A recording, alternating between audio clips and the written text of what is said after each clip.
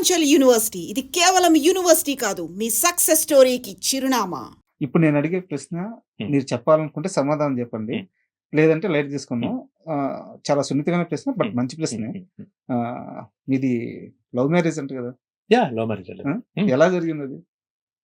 ఇది కాలేజ్ టైంలోనే నాకు ఇక్కడ తెలుగు యూనివర్సిటీలో నేను మ్యూజిక్ చేస్తున్నప్పుడు వైఫ్తో పరిచయం అయింది. చాలా తొందరగా అయిపోయింది పెళ్లి కూడా. పెళ్లి చాలా ఎక్కువ, అంటే ఎక్కువ టైం కూడా లేదు.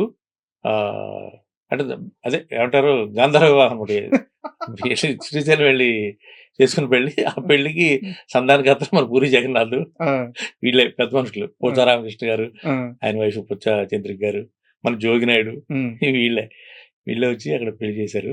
తర్వాత వచ్చాక సరే చిన్న చిన్న గొడవలు కామన్ గా అవుతాయి, ఇవన్నీ అవుతాయి. తర్వాత మళ్ళీ మా పేరెంట్స్ వాళ్ళ పేరెంట్స్ మాట్లాడుకుని మళ్ళీ పెళ్లి చేశారు మా ఊళ్ళో. సో అలా జరిగింది. ఇప్పుడు ఎలా ఉంది సార్ లైఫ్ మ్యారేజ్? ఫస్ట్ నుంచి అసలు ఇప్పుడు ఇన్నాళ్ళు ఉన్నాం కదండి కలిసి చెప్తున్నా. లేదు, ఎందుకు అడుగుతున్నానంటే నేను ముందుగా చెప్పినట్టు ఎన్నోసార్లు పడ్డారు, ఎన్నోసార్లు లేసారు. ఇంట్లో కమిట్మెంట్స్ కొన్ని ఉంటాయి, కట్టాల్సిన ఈఎంఐలు ఉంటాయి, 4 రూపాయలు డబ్బులు ఉండే రోజులు ఉంటాయి, లేని రోజు ఉంటుంది. సో లవ్ మ్యారేజ్ కదా, మిమ్మల్ని నమ్మి వచ్చిన వ్యక్తి ఈ మొత్తం ప్రయాణంలో ఎంత అండగా ఉన్నారు? అదృష్టం ఏంటంటే డే 1 నుంచి కూడా నేను ఖాళీగా లేనండి. అంటే డబ్బింగ్స్ నాకు బాగా, అంటే డబ్బింగ్ ఆర్టిస్ట్ గా ఉన్నప్పుడు డబ్బింగ్ చెప్తే వచ్చే మనీ నాకు చాలా స్ట్రాంగ్ పిల్లర్ అనమాట. ఆ టైంలో స్ట్రగులర్ గా ఉన్నప్పటి నుంచి కూడా. సో అది చాలా కాపాడేసింది. సో నాకేంటంటే ఫైనాన్షియల్ గా ఏ రోజు నేను స్ట్రగుల్ అవ్వలేదు బేసిక్ గా ఎప్పుడు కూడా. చెప్తున్నాను కదా, యాంకర్స్ లో మొట్టమొదటి కారు కొనుక్కున్నది నేనే, మొట్టమొదటి అపార్ట్మెంట్ కొనుక్కున్నది నేనే. సో కాకపోతే ఇప్పుడు భూములు కొనేయాలి, రియల్ ఎస్టేట్ చేయాలి, ఇలాంటి ఆలోచనలు ఫస్ట్ లేవు. మనం ఉన్నంత వరకు మన లైఫ్ కొంచెం లగ్జరీస్ గా ఉండాలి. మన వరకు మనకి, అంటే ఎవరి మీద డిపెండ్ అవ్వకుండా మనకు నచ్చిన బట్టలు మనం కొనుక్కోవాలి, మనకు నచ్చిన వస్తువులు మనం కొనుక్కోవాలి. ఆ స్టేజ్ ఎప్పుడు నాకు భగవంతుడు తప్పించలా. అండ్ దాని తర్వాత కూడా నాకు ఇప్పుడు ఈ మ్యూజిక్ డైరెక్టర్ గా పర్వాలే, అంటే నేను మ్యూజిక్ డైరెక్టర్ గా పెద్ద కొండలు కొట్టేసే అంత సినిమాలు చేయకపోయినా, బట్ మంచి సినిమాలు చేశాను, మంచి రెమ్యూనరేషన్ తీసుకున్నాను. ఈవెన్ నా థర్డ్ ఫిల్మ్ దేవుడు చేసిన మనుషులకే నాకు దాదాపు 45 లక్షలు ఇచ్చాడు ఆ టైంలో. 2013లోనే నేను 45 లక్షలు హైయెస్ట్, అంటే అప్పుడు హైయెస్ట్ రెమ్యూనరేషన్ దేవిశ్రీ ప్రసాద్ గారు తీసుకున్నారు తెలుగులో. సెకండ్ హైయెస్ట్ రెమ్యూనరేషన్ నేను తీసుకున్నాను ఆ సినిమాకి.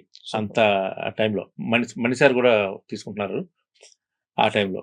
సో అది ఒక తర్వాత ఎవ్రీ ఇయర్ ఈ ఉగాది దసరా టైంలో అబ్రాడ్ షోస్ అవుతాయి, యుఎస్ లో కానీ లేకపోతే యూకేలో, వాట్ ఎవర్, ప్రపంచంలో చాలా కంట్రీస్కి వెళ్ళాను నేను. ఆ షోస్ వల్ల కూడా మంచి మనీ అనేది అక్కడ మనకు వస్తుంటుంది. క్వశ్చన్ ఉంది సార్, యాక్చువల్ గా రఘు కొంచెం ఇండస్ట్రీలో సంపాదించుకున్న దానికంటే బయట విదేశాలకు వెళ్ళి షోలు చేసి ఎక్కువ సంపాదించుకున్నారంట.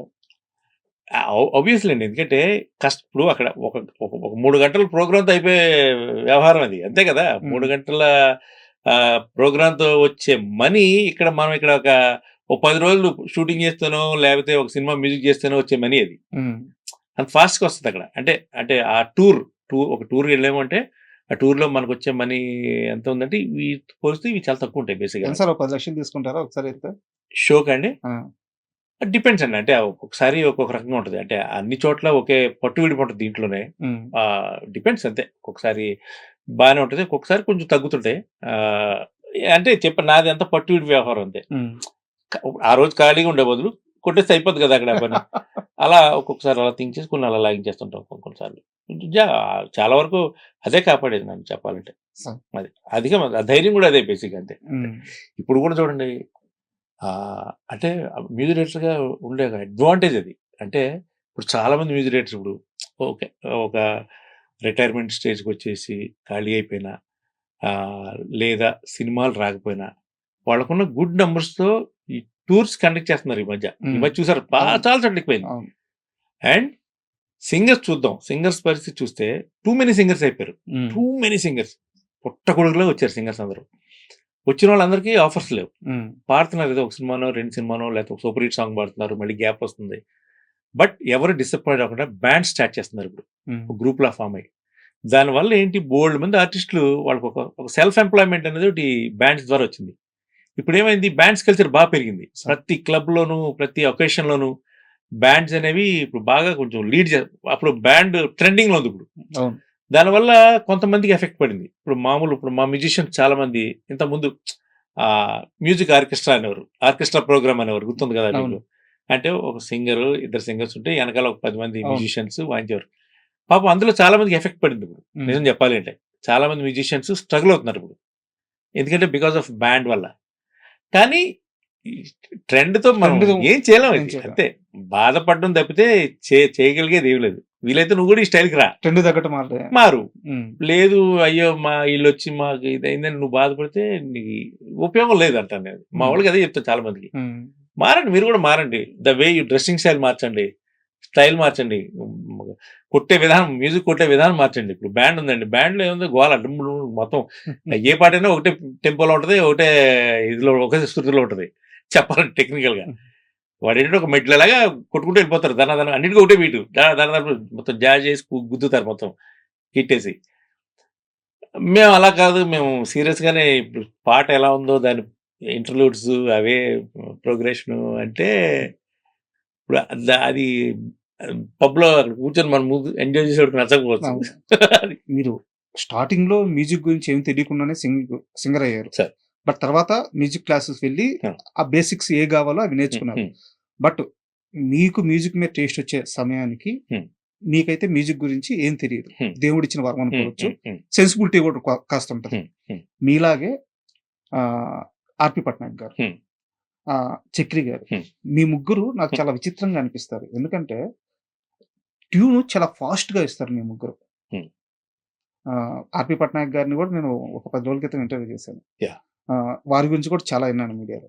అలాగే చక్రి గారిని ఇంటర్వ్యూ చేశాను. చక్రి గారి తమ్ముడిని ఇంటర్వ్యూ చేశాను. వాళ్ళ టీమ్‌లో చాలా మందిని అప్రోచ్ అయ్యాను, మాట్లాడున్నాను.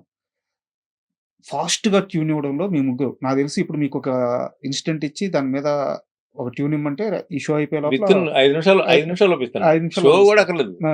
మీరు చెప్తుండగానే నేను ట్యూన్ అవ్వగలుగుతాను. ఇచ్చేస్తారు. సో, ఆ సెన్సిబిలిటీ ఎలా పనిచేస్తదనేది అర్థం కాదు.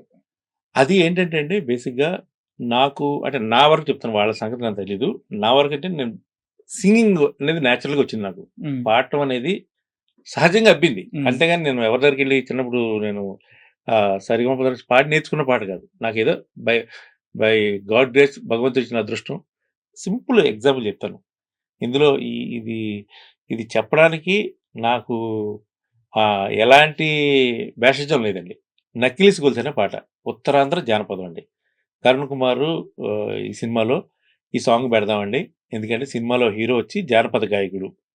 కాబట్టి ఉత్తరాంధ్ర జానపదాలని ఈ సినిమాలో నేను పెడదాం అనుకుంటున్నాను. 'బావొచ్చాడే పిల్ల' గాని, హ్మ్. సార్. 'నక్కిలీస్ పెడదాం అనుకుంటున్నాను. అని 'నక్కిలీస్ గొలుసు' అనే పాటని తీసుకొచ్చి నాకు రిఫరెన్స్ ఇనిపించారు. హానెస్ట్‌గా నేను అప్పటి వరకు 'నక్కిలీస్ గొలుసు' పాట వినలేదు. హ్మ్. ఆయన తీసుకొచ్చిన ఒక పాట ఏదైతే ఉందో, ఎవరో ఒక ఓల్డ్ పర్సన్, ఎవరో ఒక పెద్దావిడ పాడిన స్టైల్ ఒకటి, ఓ ముసలాయన పాడిన స్టైల్ ఒకటి 2 తీసుకొచ్చి వినిపించాడు. వాళ్ళు పెద్దవాళ్ళు అవ్వడానికి కొంచెం ఆ పాట వణుకుతూ పాడారాళ్ళు. హ్మ్. ఆయన ఆయన పాడింది ఎలా ఉందంటే, నీ పక్కన పడ్డాది లేదు చూడలే పిల్ల నాది నక్కిలీసు గొలుసు అని ఉందది. ఈసారి ఇది ఎలా చేస్తాం సార్ పాట అంటాను నేను. లేదు సార్ ఇది మా ఉత్తరాంధ్రలో ఇది చాలా పాపులర్ జానపదం ఇది. అనగానే టక్ టక్ మనం యూట్యూబ్‌కెళ్ళి ఇంకెవరన్నా పాడారని చెప్పి చూస్తే చాలా రిఫరెన్స్‌లొచ్చాయి. హ్మ్. ఓకే. ఫైన్. ఇది కాదు. దీన్ని సార్ నేను సినిమాటిక్‌గా చేస్తాను. టెంపో పెంచుతాను. కొంచెం స్టైల్ ఆఫ్ సింగింగ్ వేరే ఉంటది. అని చెప్పి అప్పుడు దీన్ని ఫాస్ట్ టెంపోలో రికార్డ్ చేసిన సాంగ్ అది. చేసిన తర్వాత నేనే పాడేసి పాడేసి ఇచ్చాను వాళ్ళకి. హ్మ్. ప్రొడ్యూసర్‌కి నచ్చలేదు. ఓకే. ప్రొడ్యూసర్ గారికి నచ్చలేదండి పాట. భరద్వాజ గారు గూడా ఆయన పాట విని "ఏంట్రా ఒరిజినల్ కొంచెం స్లో ఉంది. ఇది చాలా ఫాస్ట్ అయిపోయింది గదా!" అన్నారట. హ్మ్. ఆయన గూడా. హ్మ్. ఆయన ప్రెజెంటర్ ఆ సినిమాకి. డైరెక్టర్ ఏమో డిమ్ అయిపోయారు. హ్మ్. డైరెక్టర్‌కి అక్కడ ఏమవుద్ది వీళ్ళందరూ చెప్పేటప్పటికి నిజమే కాబోసు అనుకుంటారు గదా! తర్వాత వాటెవర్ ఏదో డెసిషన్ నన్నడిగారు. "ఏవండీ స్పీడ్ అయిందేమో స్లో చేద్దామా సాంగ్" అన్నారు. నేనన్నాను "లేదు సార్. స్లో చేస్తే కిక్ రాదు ఆ పాటకి. ఏమనుకోవద్దు" అని చెప్పి నేను కొంచెం ఆర్గ్యూ చేశా. సరే మొత్తానికి ఆ సాంగ్ షూట్ చేసేసారు. అయిపోయింది. రిలీజ్ అయిపోయింది. ఏదో మేకింగ్ వీడియో తీశారు. రిలీజ్ చేశారు. అయిపోయింది. ఏదో ఎళ్తా ఉంది. మామూలుగా ఎళ్తా ఉంది. సోగా ఎళ్తుంది. సడెన్‌గా అదే పాటని టిక్‌టాక్‌లో బాగా ఫేమస్ అయిపోయిందంట. నాకు తెలీదు. హ్మ్. దుర్గారావు. దుర్గారావు గారి వైఫు ఇంకా చాలా మంది ఆర్టిస్టులు టిక్‌టాక్‌లో ఈ పాటను ట్రెండింగ్‌లో లేపుతున్నారు దాన్ని. హ్మ్. అదే టైంకి ఈటీవీ డి షోలో పండు అనే అబ్బాయి దీన్ని మంచిగా దాన్ని అతని స్టైల్లో కొరియోగ్రాఫ్ చేసి అవును. ఆ సాంగ్ని ఒక బ్యూటిఫుల్గా ప్రజెంట్ చేశాడు. ఆ నెక్స్ట్ డే నుంచి అండి దాదాపు అది ఎంత ఒక ఆదిత్య వాళ్ళ దాంట్లో ఈ ఒక్క సాంగ్కే దాదాపు 200 మిలియన్లు ఎంత ఉంది. డి పండు దాని ఒక 200 మిలియన్లు ఉంది. అది కాకుండా నాది మేకింగ్ ఒక 100 మిలియన్లు ఉంది. అన్ని కలుపుకుంటే 1 బిలియన్ దాటేసింది ఆ సాంగ్. దాని అదృష్టం అంతే. నేను అది ఎవరి గొప్పతనం, ఎవరు దీన్ని ఇది చేశారని చెప్పలేం. ఆ పాట గొప్పతనం. ఇప్పుడు దుర్గారావు ఎప్పుడు కనిపించినట్టాడు సార్ ఆ పాట తెచ్చిన పేరు నాకు ఇప్పటివరకు ఇంకే పాట తీసుకురాలేదు సార్ అన్నాడు.